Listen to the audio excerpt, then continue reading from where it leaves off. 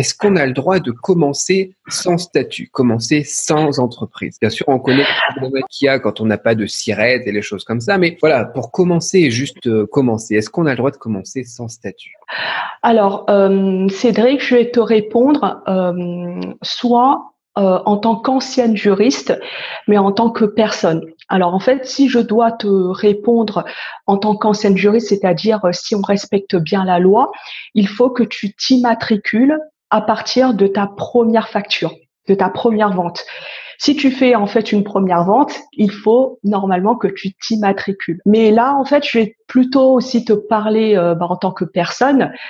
Si tu fais une vente et que par la suite tu n'es pas sûr de toi et que voilà tu n'as pas de vente et que ton business ne décolle pas, ça peut être un inconvénient pour toi parce que le fait, par exemple, que tu as monté une société et que tu te rends compte par la suite, par exemple 2 mois ou 3 mois après, que les affaires ne marchent pas bien, tu vas être obligé en fait de fermer ta société, donc de procéder à une dissolution liquidation, et les frais que tu vas devoir payer pour fermer ta société, ça peut te revenir plus cher que si en fait tu ouvres ta société.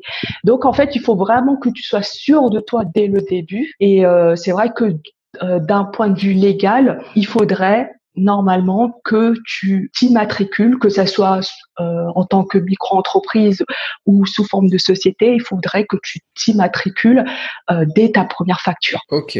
Alors, est-ce qu'il n'y a pas quand même une tolérance au niveau du chiffre d'affaires ou du délai pour se dire, justement, pour avoir le temps de…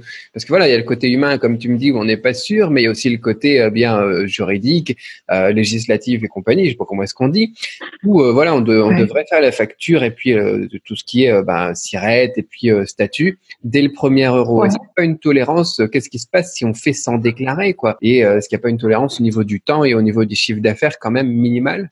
Oui, alors il y a entre guillemets, c'est vrai, un délai de tolérance.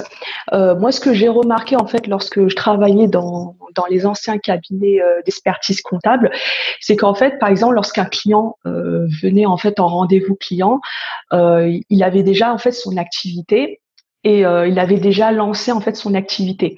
Et du coup, il y a en fait des factures qu'il a déjà commencé à faire.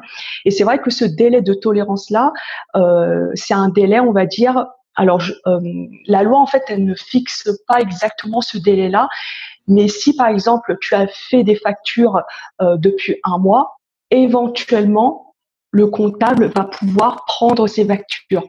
Mais si par exemple tu as lancé en fait ton activité depuis plus de 2 mois, 3 mois, voire un an, des factures qui dataient depuis plus d'un an, là logiquement tu n'as pas le droit en fait de donner ces factures au comptable. Donc ce délai, on va dire, de tolérance, il faut en fait le doser, en fait le mesurer. Mais comme je l'ai dit tout à l'heure, dans l'idéal, il faudrait t'immatriculer dès la première facture. Mais c'est vrai que si tu veux être un peu plus prudent, voilà, on va te laisser un petit délai d'un mois. Mais il faudrait vraiment que tu sois sûr de toi en fait. Ok, ouais, faut bien faire son boulot en amont, donc son travail pour valider les produits, Oui, pour que dès qu'on ouais. commence à vendre, si possible sous un mois, on puisse se dire, après un mois, c'est vrai que tu as le temps de faire du chiffre quand même, mais pour qu'on ait le temps de se dire, ok, là, Ouais. j'ai suffisamment de trésorerie pour justifier la création d'une structure.